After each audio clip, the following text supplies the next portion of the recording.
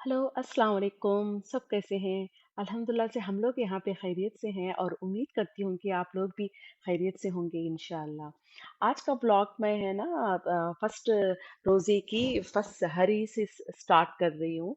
अब सहरी का टाइम है और है ना बस मैं इस रात को ही मैं चिकन बना के रखी थी और जो फ्रोज़न रोटी है इससे पुराने ब्लॉग में जो मैंने बताया था प्रिपरेशन वाली रमज़ान प्रिपरेशन वाली उसमें फ्रोज़न रोटीज़ मैं ट्रायल कर रही हूँ फर्स्ट टाइम। ये देखो ये रोटी मैं अब ट्राई कर रही हूँ कि कैसे रहेगी। फ्रीजर से निकाला और रात को ही मैंने उठा के फ्रिज में रख दिया था दो रोटी।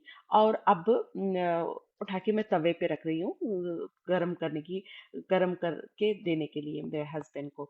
एक्चुअली मेरा और मेरी बेटी का रोज़ा नहीं है पहला वाला, तो उसके बाद फिलहाल तो मेरे हस्बैंड को अकेले रहना होगा।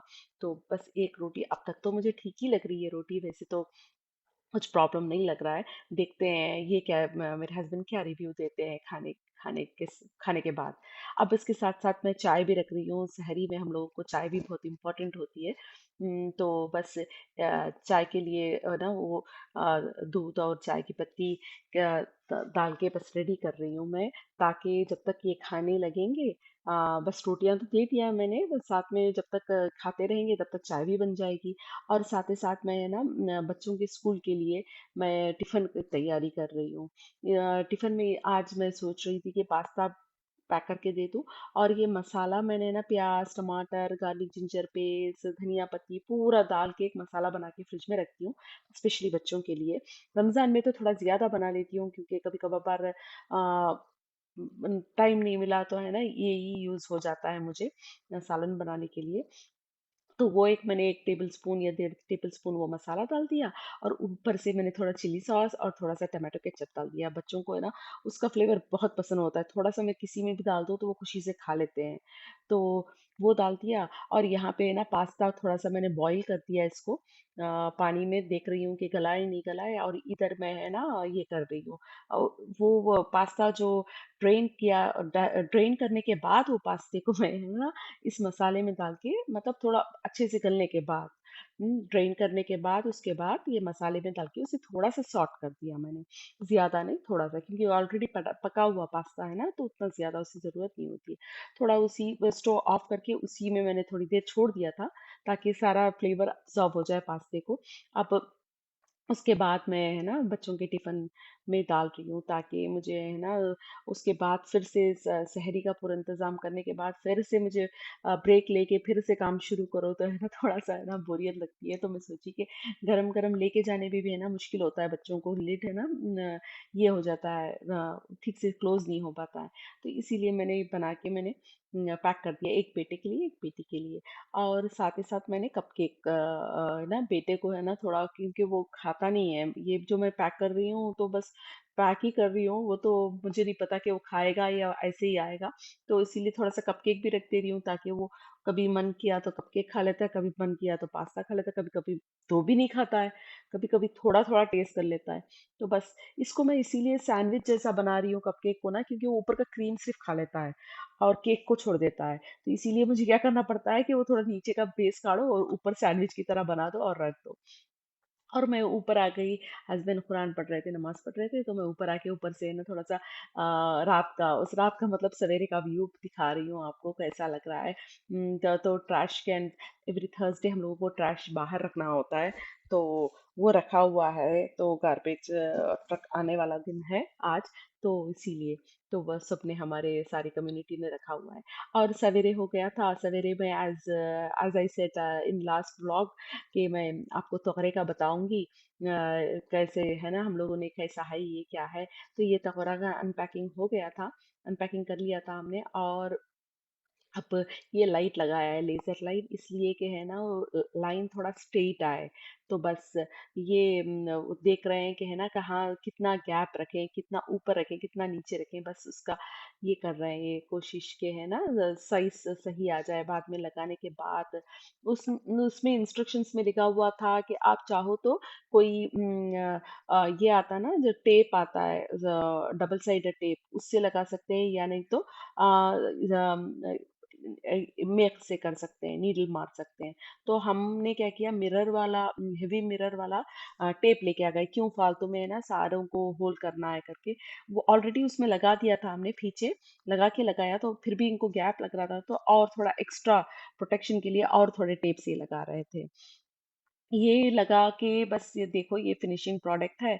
और इसके बाद कुछ ही देर में बहुत बड़ा है ये अचानक से वो टेप, पता नहीं वो टेप वैसे तो मिरर को संभालना है, लेकिन वो तो गिर गया था नीचे, गिर के वो पीसेस हो गए थे।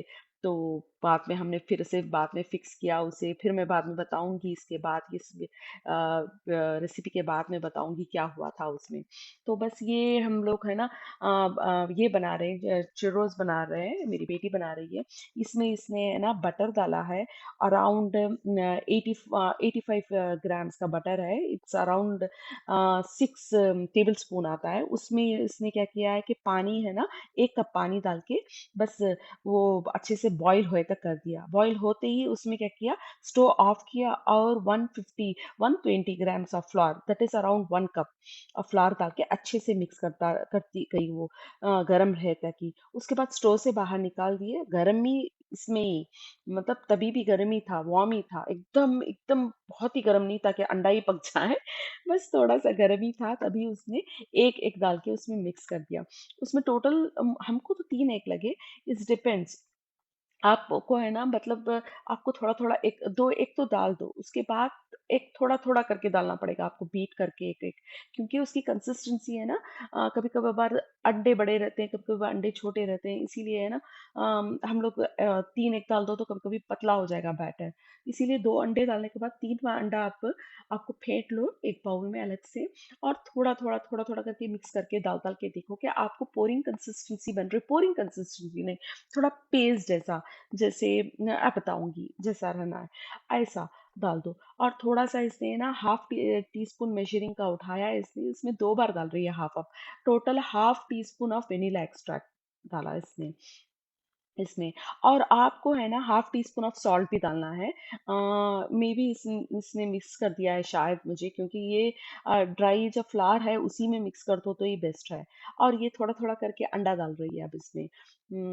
इसको है ना कुकिंग बहुत पसंद है, और इसके पापा को ये ना चुर्रोस बहुत पसंद है, तो इसीलिए है ना वो उसके पापा के लिए, इफ्तियारी के लिए वो बना रही है कि है ना आप इफ्तियारी के बाद खाओ पापा करके। तो इसने बस वो कंसिस्टेंसी से ठीक लगी, तो अब एक पाइपिंग बैग उठा लिया, और पाइपिंग बैग में ये फिल कर रही है, और उसमें है ना जो टिप उसमें लगाया है, ओपन स्टार टिप लगाया है इसमें फिलिंग करने के बाद। आप अगर नहीं है ओपन स्टार टिप तो सादी राउंड टिप है तो भी चलता है, मोस्ट वेलकम। तो आपको अगर स्ट्रेट बनाना है तो स्ट्रेट बना लो। मेन तो चुरोसिस तो स्ट्रेट ही बनते हैं। अगर अनशेप्ड हो, अनइवन हो तो भी कोई बात नहीं है, वो चलता है। इसमें है ना गोल्डन, है ना डार्क गोल्डन, हमको पसंद है, इसके पापा को पसंद है उनको डार्क गोल्डन, क्योंकि थोड़ा क्रंची रहता है, वो अंदर से सॉफ्ट रहता है, ऊपर से क्रंची रहता है। थोड़ा लाइट गोल्डन है ना, थोड़ा ज्यादा ही सॉफ्ट रहता है, ऊपर से भी सॉफ्ट रहता है, अंदर से भी थोड़ा थोड़ा सॉफ्ट रहता है। तो इसके पापा को थोड़ा क्रंची पसंद है, तो इसीलिए थोड़ा ज्यादा ब्राउन करती है। देखने में उतना सुंदर नहीं लगता है, लेकिन खाने में हमको ऐसा पसंद है। थोड़ा ज्यादा लाइट ब्राउन अच्छा नहीं लगता है, लेकिन देखने में सुंदर लगता है, तो इसीलिए ये थोड़ा ब्राउन ज्यादा कर रही है। और ये फ्राई करके इसने निकाल दिया, और बस थोड़ा सा पेपर टॉवल में रख दो, तो ताकि है ना जो भी एक्स्ट्रा ऑयल है वो सारा निकल जाएगा। ये आप है ना स्टोर करके जिपलॉक में डाल के रख सकते हैं, कुछ दिनों तक रख सकते हैं, ऐसा कुछ नहीं है कि है ना आपको है ना फौरन फौरन ही यूज करना है। तो रमजान के लिए बहुत अच्छी सी डिश है, थोड़ा सा लाइट स्नैक्स है। थोड़ा मीठा करो तो मन, अच्छा मीठा है ये, ऐसा कुछ एकदम ज्यादा बहुत हेवी वाला मीठा नहीं है ये, जैसे जलेबी है एकदम शीरे में डुब के निकले, ऐसा नहीं है, थोड़ा लाइट से ही फ्लेवर आता है इसका। इस इसमें उसके बाद है ना आपको है ना एक ओपन सा बाउल उठा लो, उसमें है ना 1 कप शुगर डाल दो, और 1-2 टेबल स्पून है ना सिनेमन पाउडर डाल के मिक्स कर दो। दो भी करने के बाद ये चूरोस क्या कर दो, जो बने हुए पके हुए तेल से निकले हुए वो निकाल के उसमें डाल दो, और अच्छे से मिक्स कर दो हाथों से।